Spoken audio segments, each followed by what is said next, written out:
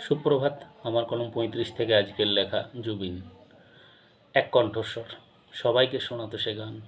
গানকে সে খুবই ভালোবাসত, তাতেই ছিল তার প্রাণ।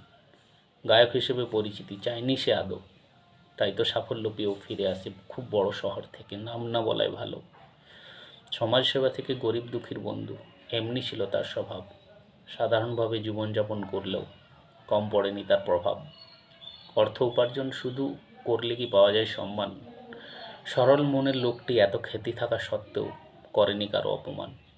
যেখানে লোকের সমালোচনায় ব্যস্ত বড় বড় লোকেদের, শেষ দেখার জন্য উপচে পড়ল ভিড়। দেখা গেল বুড়ো থেকে ছোটদের। কষ্ট তো বটেই পরিবারের কাছে, সে হোক না যতই নামি। যারা হারিয়েছে এমন ছেলেকে, সে আবার কারো স্বামী।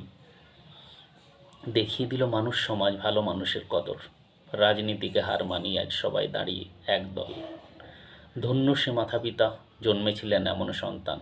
শত শত লোকের আশা ভরসা ছিলেন, দিতেন অসহায়দের যোগান। রাজার মতো মরতে চেয়েছিলেন নিজের মাতৃভূমিতে। বিদায় বেলায় জনসমুদ্র দেখিয়ে গেল পৃথিবীকে